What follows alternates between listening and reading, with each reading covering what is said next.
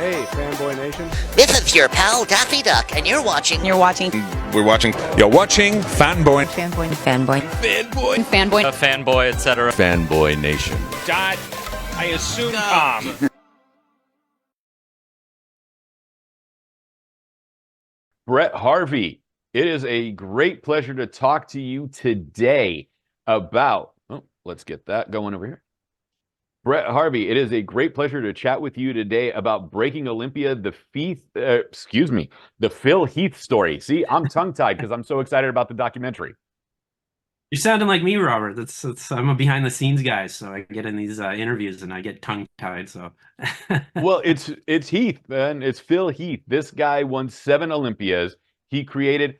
I don't know if you want to call it the greatest rivalry in bodybuilding because, you know, Kai Greene never won the Olympia, but they definitely had a WWE style rivalry in the trash talking leading up to their bouts. Like, and their lives were like perfect for Rocky 3. You know, Kai was an orphan and Phil was a basketball state champion, once from the East Coast, once from the West Coast. So like all that was ready to play out. Right. Yeah, no, that's, to be honest, that was one of the most interesting things to edit. Well, I'd say more fun things to edit in the film because of the unique nature in which Kai Greene also speaks. He almost speaks in poems, or so when you're editing, it's fascinating. You have to really pull from different areas. But yeah, that rivalry was a very interesting one also because it was Kai Greene became a pivotal person in Phil's life and a person of support when Phil needed it most, which was one of those mind-blowing things because at the time earlier on when they had faced each other in those early days, that was a real rivalry. That was no joke. Phil talked about it off camera. That was not something that they were kidding around about on camera. They really hated each other. And then through time, as many rivals do, oddly built a respect for each other, which, you know, you see to this day, but you also see that other element to this day too. And you know what? That's the difference between a rival and a, quote, frenemy. A frenemy will always be your enemy that you're kind to. A rival will gain your respect and eventually your friendship once you retire. That's right. That's exactly what happened. And, you know, we touch on it in the film, but when Phil faced his major injury at the height of his career there, that kind of gave him a major setback, and he was pulled down emotionally back to places that he had when he was younger. One of the only people that reached out to Phil was Kai, and the advice that he gave Phil was one of the elements that had Phil, you know, keep going forward.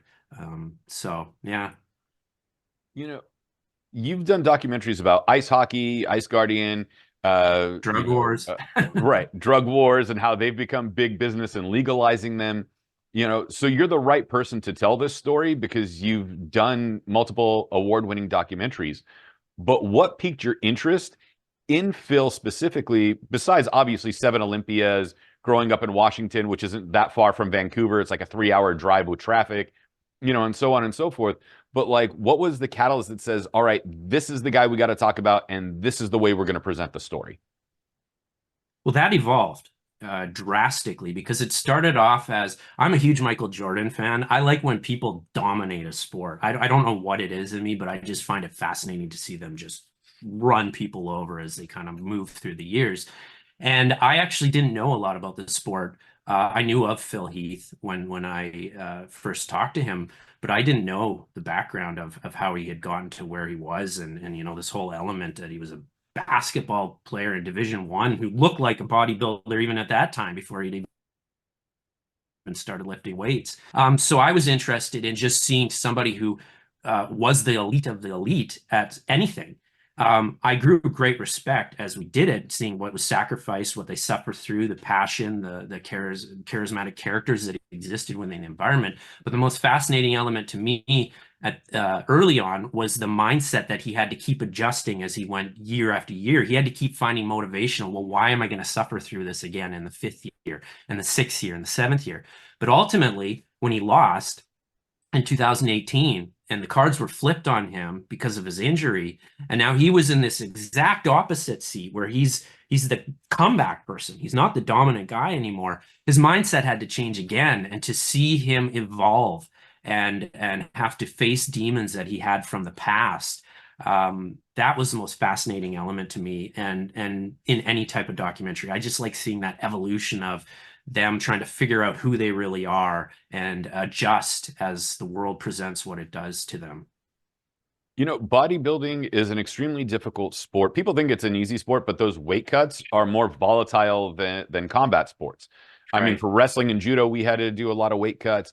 Boxers do incredible weight cuts. You know, Boss Rutan was the one that told me, you know, fight as close to your natural walking weight as possible, or else you're going to ruin your physique.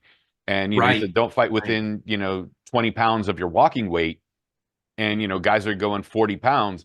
Bodybuilders are bulking up to 300 pounds and cutting down to 220 in like Right. 3 months and dehydrating themselves. Like, what does that Yeah. do to the body when they finally like come off stage altogether? And like Phil hasn't competed since 2020.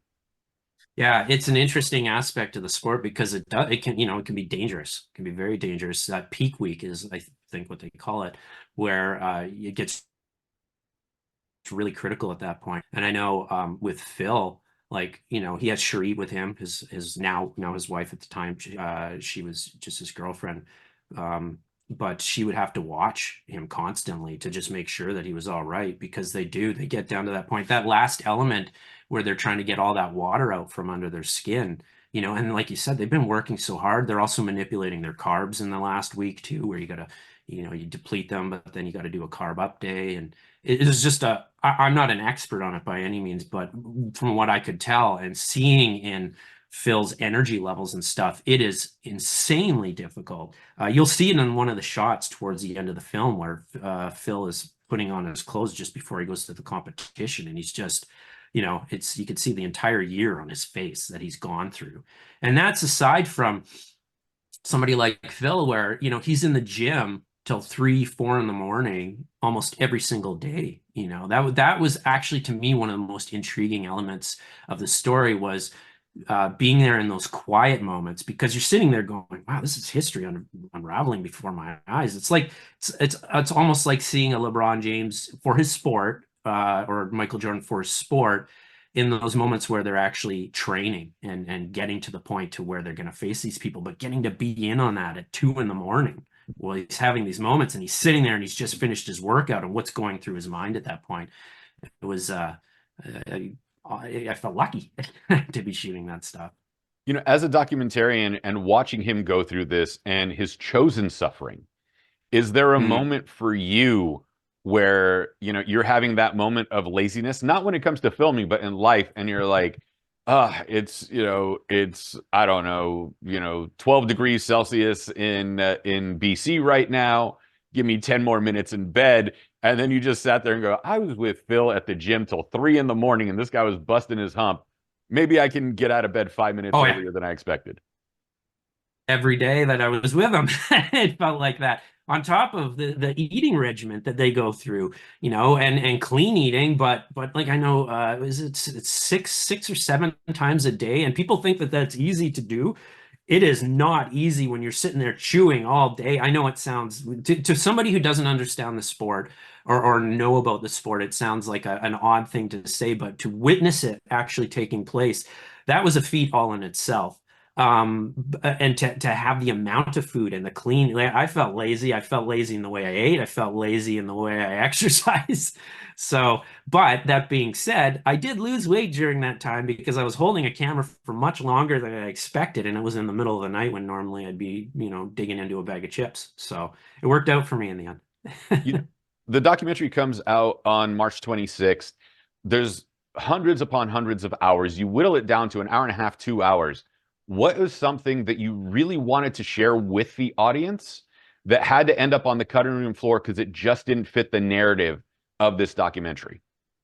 Well, actually, I think you're going to see a bunch of that released because I've already started seeing it on social media through Universal. So actually, no, I didn't mean to plug this, but there you go. There's a plug for that stuff. If you do want to see that stuff, I know Universal started to release it on their Instagram stuff. There was several segments, and they were more just fun type things where he's talking about Arnold and the art of posing. Who was the best at it? Like, he talks about Kai Greene, he talks about Arnold Schwarzenegger, those kind of things. But there's another segment that I liked. It was one of my favorite. It's when Phil's going through all the injuries and he's pointing, and I have him in this kind of spotlit thing, and he's just telling you, and he's going through 5 minutes of all these injuries that he went through. But those things, like the film was already at a length that was, just barely manageable. So they weren't necessary to the arc of the story we were telling, but you will get to see a lot of that stuff, I believe, on social media. I could talk to you the rest of the day, but unfortunately we've run out of time. Remind us where we can find the documentary. Again, that it's through Universal, and the full title as well as social media tags.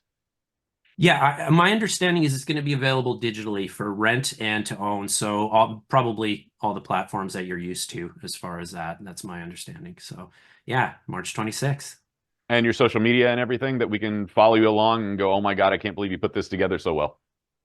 Sure. Now that you say that, I don't even know what my social media is. I think it's at Brett Harvey Films is basically, look up Brett Harvey Films and you can find me on Instagram and stuff. I don't do a lot of it, as you can tell. So, but yeah, come, because I might do something interesting one point. Awesome. Brett Harvey, it's been a great pleasure chatting with you. Breaking Olympia, the Phil Heath story, available for rent and own on all digital platforms from Universal, March 26, 2024. An incredible story. Thank you so much for your time today. Have a great day.